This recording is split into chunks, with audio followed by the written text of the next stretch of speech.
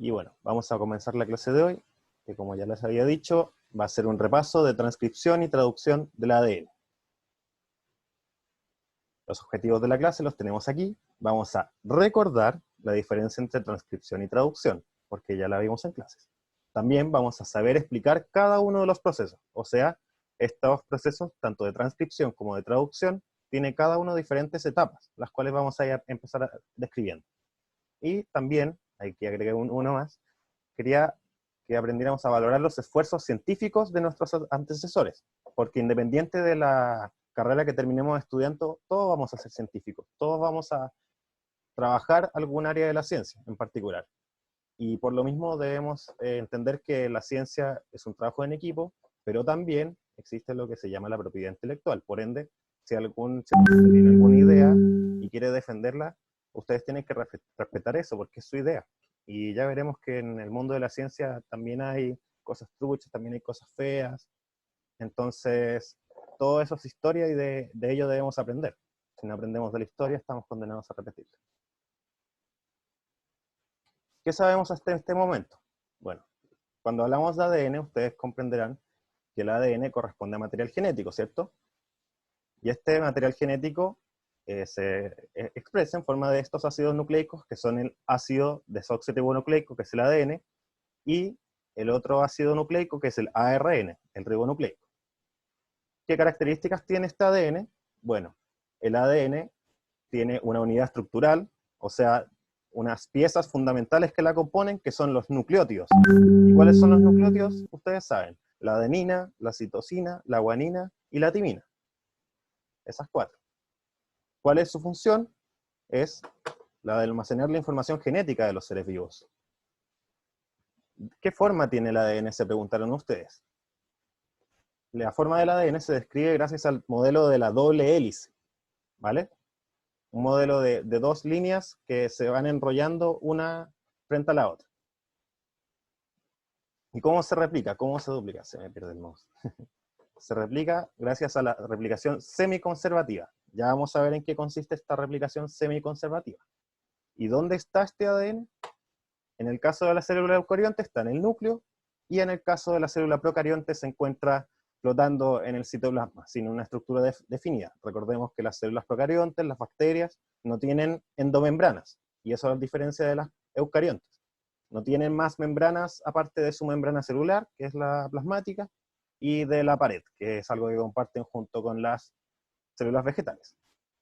¿Ya? Y lo que vemos aquí abajo es lo que se conoce como dogma central de la biología molecular, que ya no es un dogma, porque como verán, nosotros entendíamos como este dogma, o como esta verdad absoluta, que el ADN seguía un ciclo en el cual podía replicarse, podía transcribirse, entendamos esta transcripción como un paso de un idioma a otro idioma igual, ¿vale? Como escribir en el mismo idioma, porque estamos hablando siempre de ácidos nucleicos, ¿vale? Y también este ARN podía traducirse en proteínas. Y aquí ya hablamos de traducción porque estamos hablando de dos idiomas distintos, ¿vale? Por eso el concepto. Estamos hablando del paso de un ácido nucleico a otro tipo de biomolécula que sería, en este caso, una proteína, hecha de aminoácidos. Pero, Profe, ¿sí? después me va a mandar, es como un power, supongo. Después lo Sí, va a mandar. sí, por supuesto, Ya, profe, gracias. no hay problema. Y bueno, con el paso del tiempo, y luego de que descubrimos lo que eran los virus y todas esas cosas, logramos descubrir que existía una enzima llamada la ARN, o sea, la transcriptasa inversa, que permitía que ocurriera todo lo contrario de lo que nos decía el dogma. Esta verdad que se cumplía siempre, que era el paso de ARN a ADN, en un proceso que conocimos como transcripción inversa. Y también descubrimos que este ARN se podía replicar a sí mismo, sin la necesidad de que proveniera de una transcripción de ADN. Entonces, este dogma central pasó a ser este proceso con estas dos nuevas etapas. Bien. Aquí podemos ver la estructura química de un nucleótido, la cual se compone por un grupo fosfato. Se llama fosfato porque aquí en medio tiene un fósforo, un átomo de fósforo, también vamos a ver que tiene una pentosa, que es un azúcar de 5 carbonos, como vimos en la materia de biomoléculas, y aquí vamos a ver lo que es una base nitrogenada. ¿Ya? Aquí vemos la señalización que hicieron acá, están oxígeno, nitrógenos, carbonos, fósforos. Luego vamos a ver lo que son los nucleótidos, ¿vale? ¿Qué nucleótidos hay, en verdad? Los nucleótidos, como ya les había dicho, del ADN son la citosina, la guanina, la adenina y la timina. C, G, A, T, ¿ya? Y en el ARN se nos agrega otra azúcar, o sea, otro nucleótido que sería el uracilo, que viene a reemplazar la timina. Entonces, eso nos va a ayudar a identificar un ADN de un ARN, la presencia o no de uracilo o timina. Y como verán aquí, su composición química no es muy distinta. El uracilo le falta algo que la timina tiene. Esa es toda la gran diferencia, pero en estructura son casi iguales. Y eso permite que después, cuando vamos a ver el proceso de transcripción, que estas timinas se reemplacen por uracilos con gran facilidad. ¿Cuál es la función del ADN? Bueno, se puede simplificar esta función en 3 etapas. La primera sería, como ya dijimos, almacenar la información genética de los seres vivos.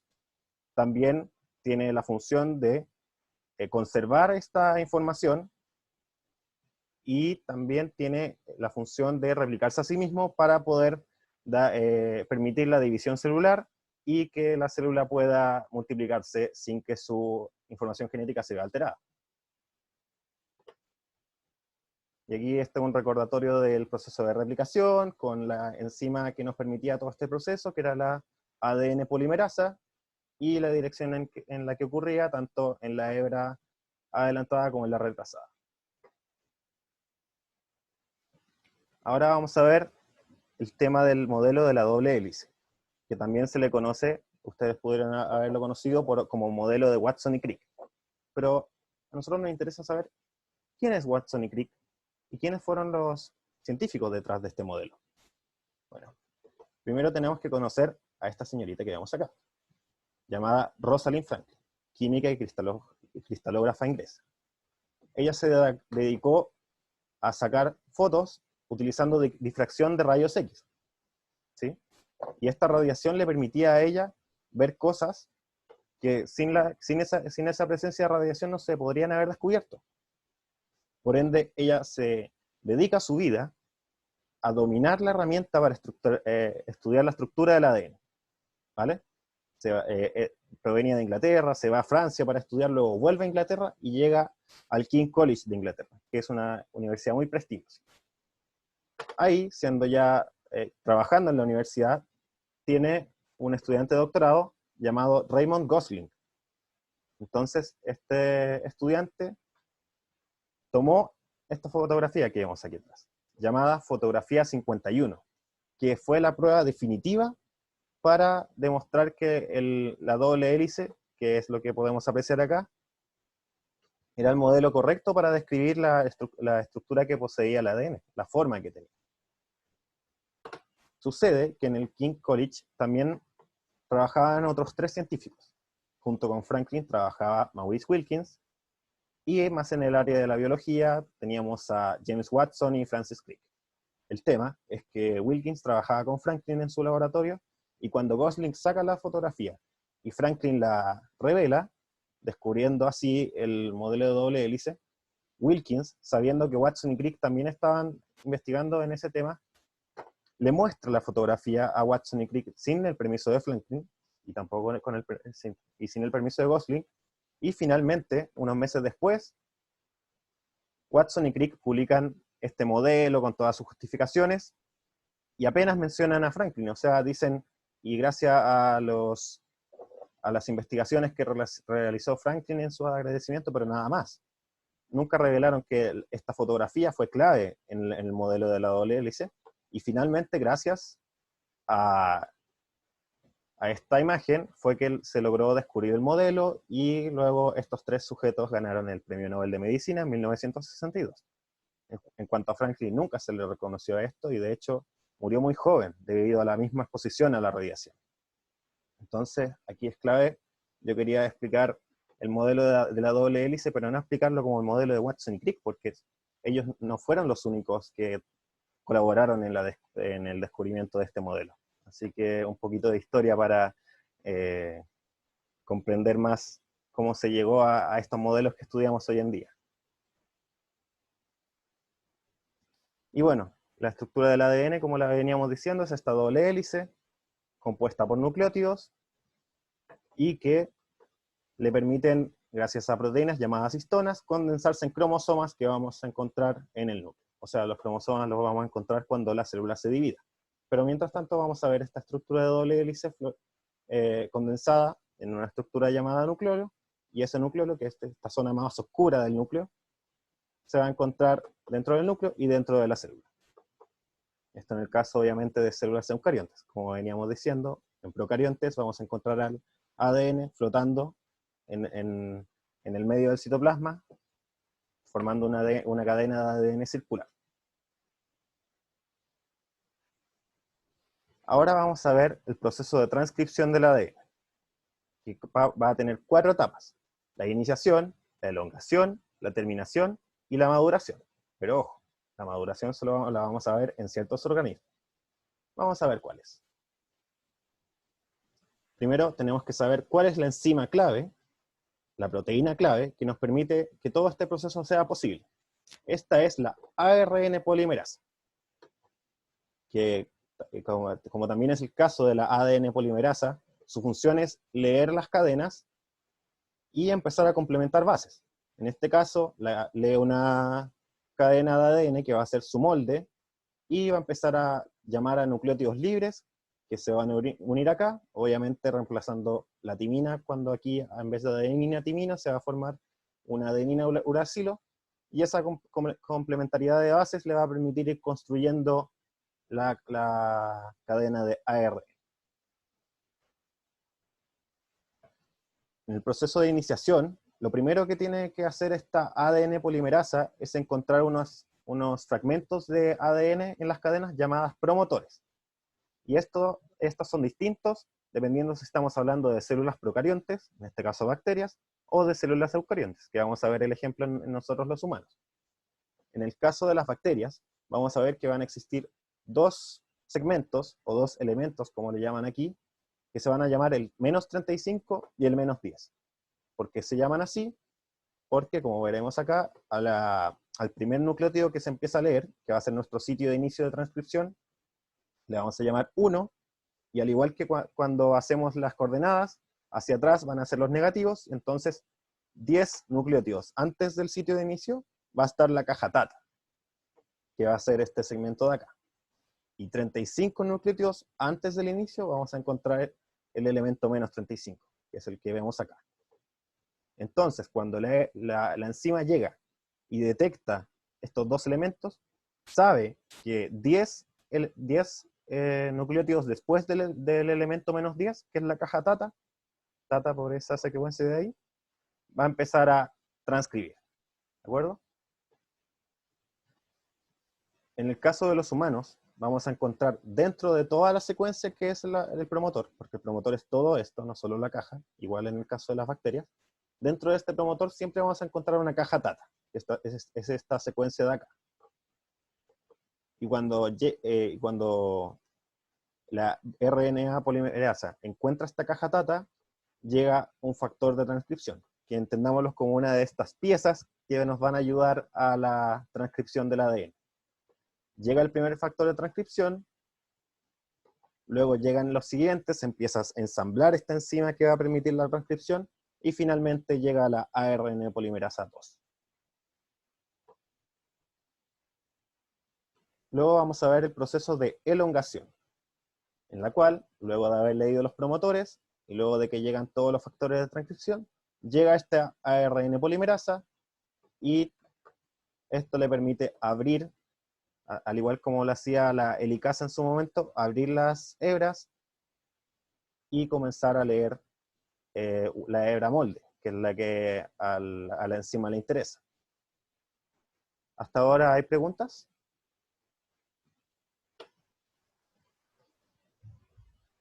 No quiero ir rápido, así que si empiezo a hablar muy rápido, me avisa. Ya, entenderé que no, así que continuemos. Luego de este proceso de elongación en la cual la RNA polimerasa comenzó a leer, se tiene que encontrar con un par de segmentos que le va a indicar que esta termine, porque si no, no terminaría nunca, ¿verdad? Entonces, hay un segmento de ADN que llama a una pieza clave aquí, que va a ser el factor Rho.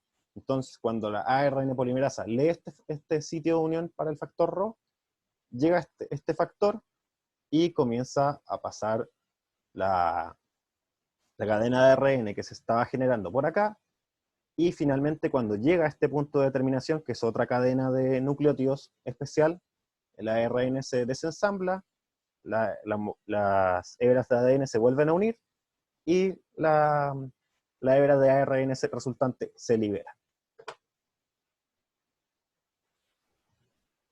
Cuando ocurre este proceso de terminación, la ARN polimerasa adquiere una forma particular. Aquí adquiere esta forma como de broche, y cuando ya habiendo llegado al sitio de terminación es cuando finalmente las hebras se cierran y este ARN es liberado. Y vamos a ver que dependiendo del organismo que estemos hablando, al ARN le van a deparar diferentes destinos. Por el momento, ustedes quédense con el caso de que aquí estamos siempre en una célula eucarionte, por ende todo esto está pasando dentro del núcleo. Hasta ahora, todo esto pasó dentro del núcleo, donde estaba el ADN. Porque ustedes saben que en eucariontes el ADN no debe salir del núcleo, tiene que mantenerse ahí. Pero el ARN tiene que tener esta posibilidad de poder salir para poder encontrarse con los ribosomas. Entonces vamos a ver que va a necesitar ciertas características especiales para poder ser liberado el citoplasma. Porque si no tiene ciertas piezas clave ahí, el ARN se va a desnaturalizar y por ende se va a desarmar y los nucleótidos van a quedar libres de nuevo. Entonces debemos hacerlo más estable de lo que ya es.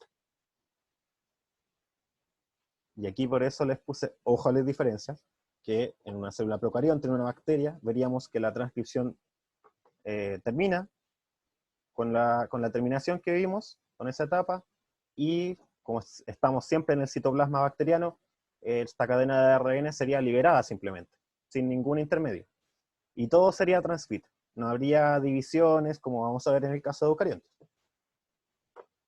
El transcrito sería directamente liberado, iría a encontrarse con un ribosoma, que es una estructura que vamos a describir a detalle más adelante, y va a ser inmediatamente traducido y todo su producto se va a convertir en un polipéptido, o sea, en una proteína.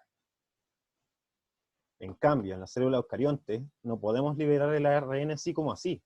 Requiere pasar por un proceso de maduración, en el cual el ARN transcrito adquiere estas características que lo hacían especial que les comenté, que le permiten ser liberado al citoplasma y comenzar con el proceso de traducción después. Primero, vamos a ver que esta cadena, que fue la que transcribimos, que contiene algunas piezas aquí en blanco que vamos a llamar intrones, y otras piezas que vamos a llamar exones.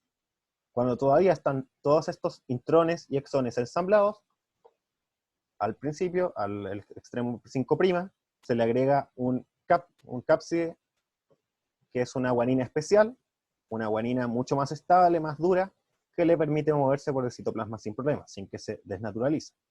También ayuda esto a que en la cola le coloquemos una cola de poli A. ¿Por qué de poli A? Porque son muchas adeninas. Estamos hablando de 100, 200 adeninas. Lo vamos a leer como A y todo el rato. Entonces, esa cola también ayuda a que el ARN sea liberado del citoplasma y no se desnature. Luego de que ocurre esto, vamos a ver un proceso en células eucariontes que le vamos a conocer como corte y empalme de exones, en el cual los intrones van a ser retirados del ARN transcrito. ¿Por qué? Porque, como decíamos, este transcrito primario tiene tanto intrones como exones, pero los intrones no codifican para proteínas. O sea, no nos sirven. Para estos efectos de la traducción son inútiles. Y si no hiciéramos este proceso, finalmente cuando este transcrito primario, que es el que no ha sido cortado, sea leído, por el ribosoma, va a codificar proteínas que la célula no quiere. Puede cometer errores, puede encontrar un sitio de terminación cuando no quiere, y va a salir media proteína en vez de la proteína completa. Entonces este proceso es vital para que la célula eucariota produzca las proteínas que de verdad quiere. Finalmente, cuando nos quedamos solamente con los exones, cuando tenemos la cápside 5' y la cola poliada en la 3', podemos hablar de un ARN maduro. Y como veremos acá, es este el que sale al citoplasma. Y ojo, que también en algunas células eucariontes se da un empalme alternativo, que es la facultad que tiene la célula para cortar ciertos intrones, ciertos exones, o sea, cortar todos los intrones siempre, pero cortar ciertos exones que le van a servir para ciertas proteínas.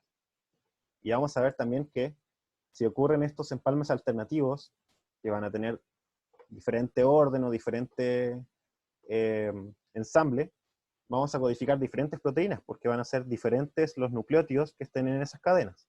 Van a ser diferentes las secuencias de letras que va a leer el ribosoma, y por ende va a terminar construyendo proteínas distintas.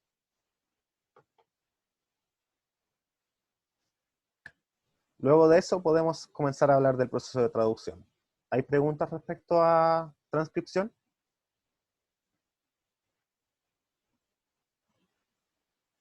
Podemos volver atrás, si no, ya podemos comenzar con traducción.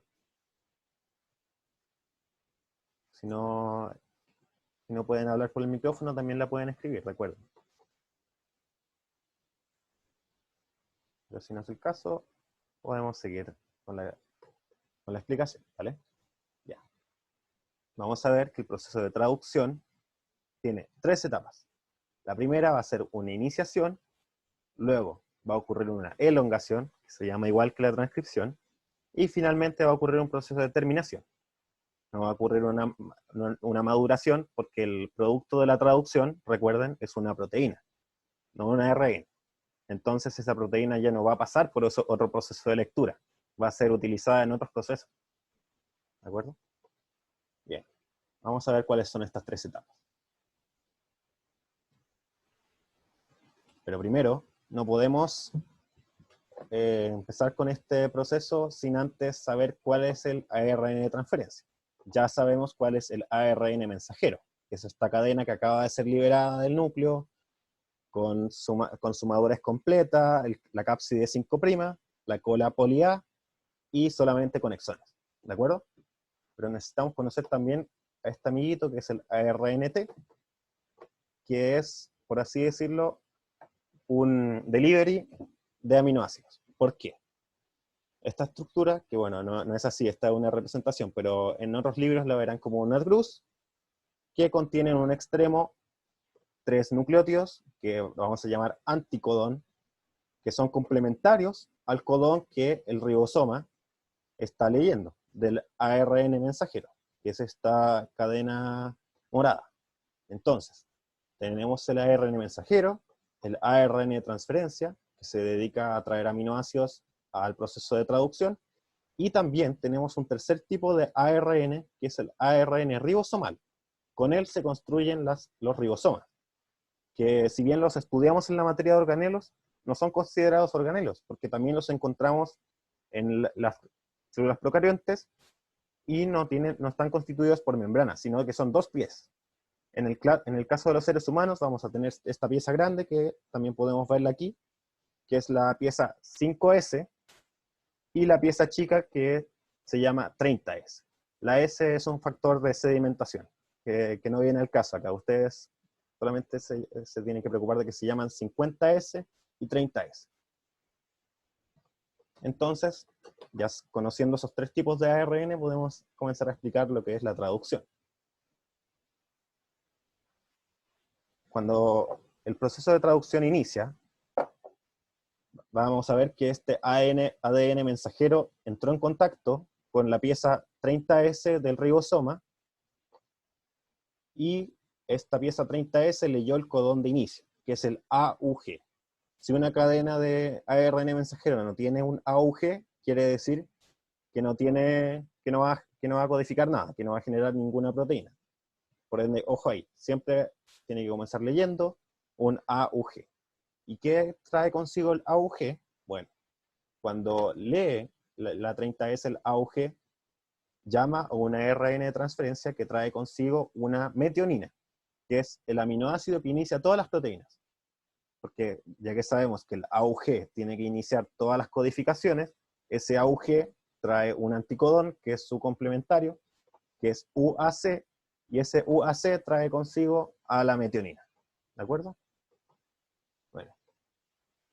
Luego está esta secuencia que está antes del proceso de iniciación y también le da el aviso a la pieza 30S para que comience el proceso.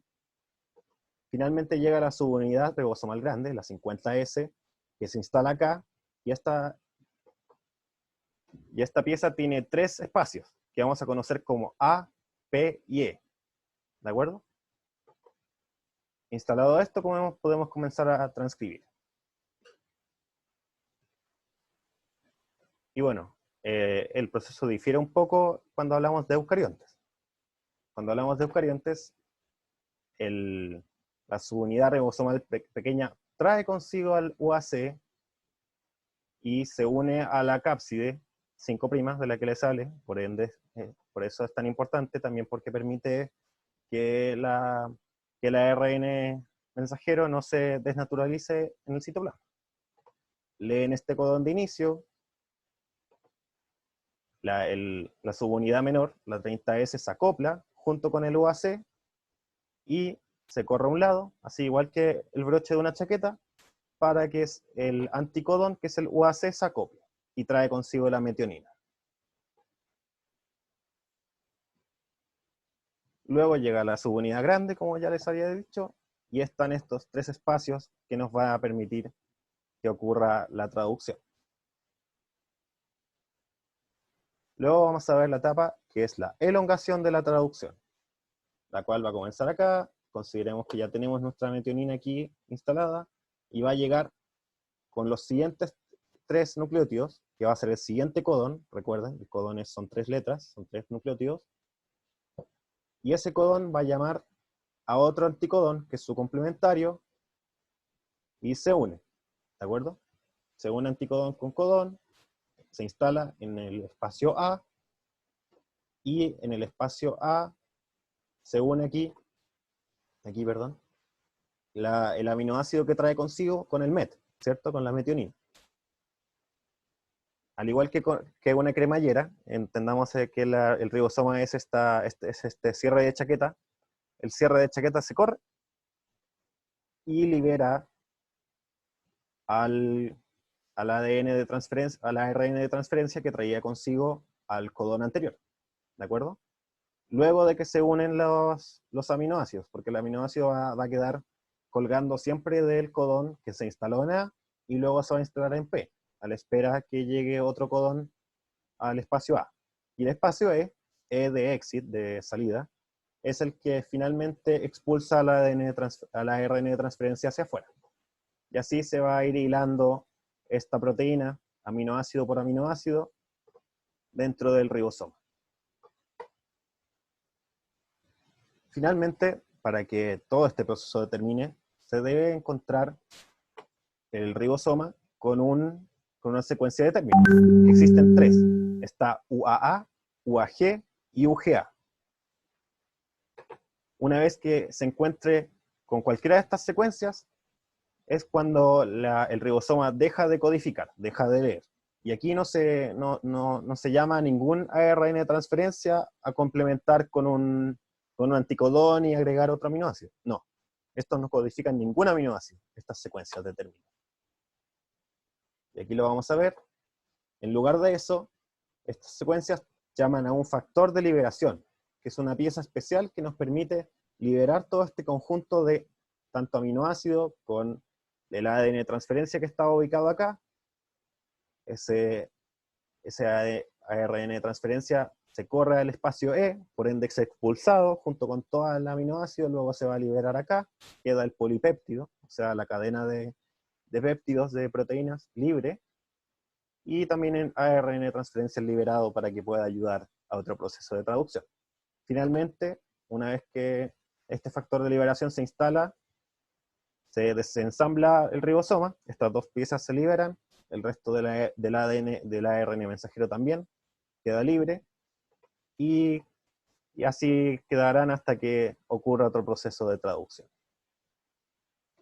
Por cierto, les he dejado los links acá, tanto de traducción como de transcripción, para que puedan leerlos. La mayoría de estas imágenes las saqué de una página llamada Khan Academy, ¿ya? Por ende, de ahí pueden sacar textos donde pueden leer el proceso explicado con otras palabras. Finalmente necesitamos saber que todas estas secuencias ya están estudiadas, codifican para cierta cantidad de aminoácidos que ya estudiamos en biomoléculas, y sabemos ya que este código genético es universal, porque sirve para todos los aminoácidos que existen, y es degenerado porque existe más de una cadena, más de un codón, que nos permite sintetizar el mismo aminoácido. No es único. Los únicos casos, o sea, hay casos que son únicos, como el del triptófano, que es sintetizado por el UGG, y en la metionina, que es sintetizada por el AUG. Perfecto. ¿Hay dudas hasta el momento? Estamos en la última diapositiva. Y ahora podríamos pasar a ver el video, ¿vale? Mientras voy a sacar la presentación, recuerden que la presentación se las voy a mandar tanto por el grupo de WhatsApp como por el Drive, ¿vale? Ya. Ahora vamos a ver este material clasificado del que les estaba hablando. Es un video que encontré por ahí. Ahí me cuentan qué les parece. ¿Lo ven o no? ¿Lo pueden ver? ¿O no ven nada en la pantalla? Sí, sí se ve. Ya, perfecto.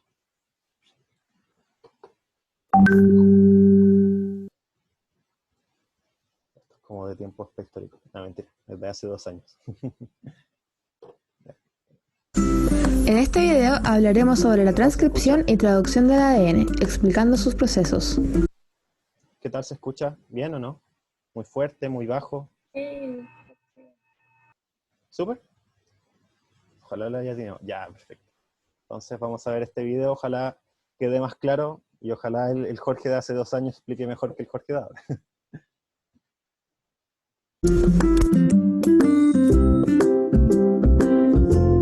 Iniciación de la transcripción. La transcripción tiene como inicio cuando un conjunto de proteínas denominadas factores de transcripción se acoplan a la hebra de ADN. Estas son zonas asociadas al inicio de los genes a transcribir. Seguido de esto, la RN polimerasa se asocia a una hebra de ADN y comienza a leerla hasta encontrarse con 2 zonas denominadas promotoras, que son secuencias conservadas de ADN. Estas indicarán el inicio de la transcripción y la hebra molde. Estos promotores son la caja TTGACA a menos 35 bases del inicio de la transcripción y la caja TATAAT a menos 10 bases del inicio de la transcripción. Estos promotores solo inducen la transcripción, pues para comenzar, la ARN polimerasa debe leer la secuencia TAC. La ARN polimerasa se une al gen y cambia de forma, obligando al ADN a desenrollarse parcialmente en el punto de inicio del gen. Luego sigue la elongación. Ya abierta la cadena de ADN, la ARN polimerasa avanza por esta hebra, sintetizando la hebra de ARN complementaria de la hebra molde, y en sentido de 5' a 3'. Durante el proceso, el ARN forma pares de bases complementarias, sustituyendo la timina por uracilo.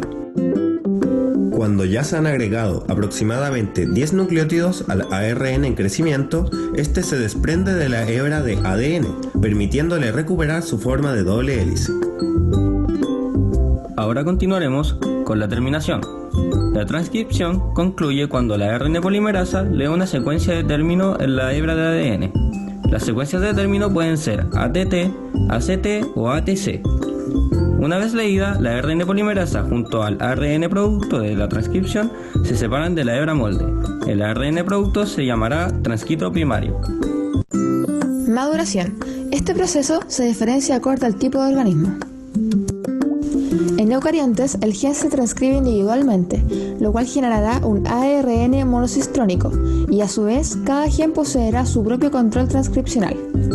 Existen 4 tipos de ARN polimerasa, en el que cada uno transcribe un tipo distinto de ARN con una función determinada. Concluido el proceso de transcripción, el transcrito primario pasará por 3 etapas. Primero viene el capping, en donde el complejo enzimático capping o SEC acopla un nucleótido modificado de guanina metilada llamado CAP5' al extremo 5' de este mismo. Este protege al ARN de la degradación. Seguido del capping, continúa con la poliadenilación. En el extremo 3' existe una caja AAUAA. A esta se le unen factores específicos y una enzima llamada polimerasa. Esta se separa de 10 a 35 nucleótidos del extremo 3' y agrega una cola de 200 a 250 nucleótidos de adenina, la cual le aporta estabilidad y mejora la capacidad de traducción del ARN mensajero en el citoplasma. La última etapa de maduración es el splicing, que consiste en el corte y empalme de exones. Al ARN inmaduro se le acoplan unas proteínas denominadas snRNP. Estas se ubican en secuencias cortas ubicadas entre las zonas codificantes del transcrito, exones, y las zonas no codificantes, intrones. Seguido de esto, se van acoplando más proteínas para formar un complejo llamado spliceosoma. Este se encarga del corte y empalme de los exones y dejar de lado los intrones. El código genético es la relación entre los codones del ARN mensajero y los aminoácidos. En el ARN mensajero, las secuencias para construir un polipéptido vienen en grupos de 3 nucleótidos llamados codones, de los cuales hay 61 tipos distintos para cada aminoácido. El codón que da inicio a la traducción es el codón AUG. Aquí podemos ver un ejemplo de un péptido de 6 aminoácidos, en la cual el codón AUG codifica al aminoácido metionina. Al igual que por cada codón, codifica un aminoácido diferente. Iniciación de la traducción. La subunidad menor del ribosoma se une a la altura del extremo 5', en el cual el ARN mensajero se desplaza hasta encontrar el codón AUG, codificando el inicio de la traducción. Seguido de esto, el complejo ARNT metionina se une. Esto se produce entre el codón de ARN mensajero y el anticodón del ARN de transferencia, el cual transporta la metionina. Esta se ubicará en el sitio P. Elongación de la traducción. A continuación, la subunidad mayor del ribosoma se une. El complejo ARNT glutamina se ubicará en el codón correspondiente.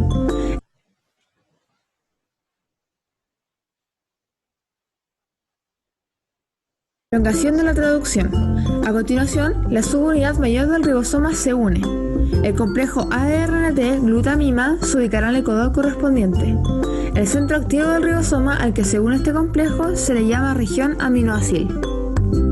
Elongación 2. Se forma un enlace peptídico entre el grupo carboxilo de la metionina y el grupo amino del segundo aminoácido, que es la glutamina. La formación de este enlace la caracteriza la peptidiltransferasa, o también conocida como aminosil ARNT sintetasa. Elongación 3. El ARNT de la metionina se libera. Elongación 4.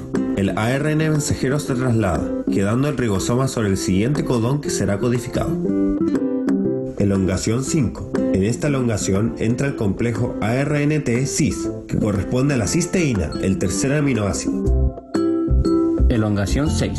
Aquí ocurre la unión del péptido metionina glutamina con la cisteína.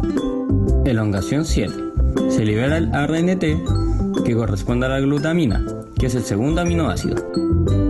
Elongación 8. El ARN mensajero se cambia de posición, quedando el complejo ARNT3, cisteína, glutamina, metionina en la región peptidil del ribosoma. Elongación 9. Aquí entra el complejo ARNT-leu correspondiente al cuarto aminoácido, la leucina. Elongación 10. El ARNT-leu se une al codón UUA. Elongación 11. Unión del péptido metionina, glutamina, cisteína con la leucina. Aquí ocurre la liberación del ARNT de la leucina. El ARN mensajero se desplaza de posición. Elongación 12. entra el ARNT de la leucina y a su vez también lo hace el quinto aminoácido, la arginina. Elongación 13. Finalmente ocurre la unión del péptido metionina, glutamina, cisteína, leucina con la arginina. El ARN mensajero se desplaza al codón de finalización. En esta última etapa de la traducción sucede la liberación del péptido o proteína. En consecuencia, la subunidad del ribosoma se disocia y se separan del ARN mensajero. Muchas gracias por ver el video, esperamos que les haya servido.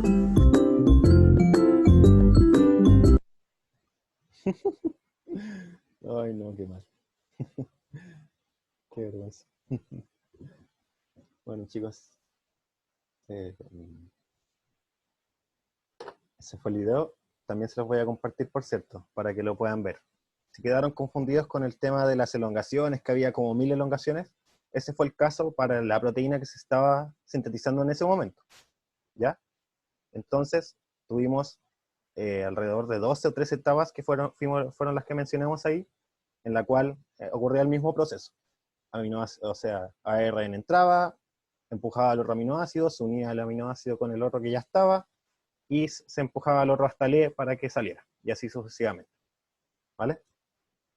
Esa sería la clase, chiquillos. No sé si quedaron con alguna duda. Ojalá les haya servido el video, de verdad. Nosotros encontrábamos que la música molestaba un poco. No sé qué les parece a ustedes.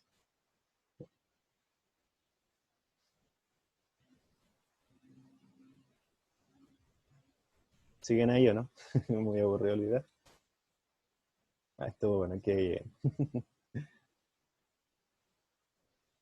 No recuerdo qué notas nos habremos sacado aquella vez, pero seguramente nos fue bien.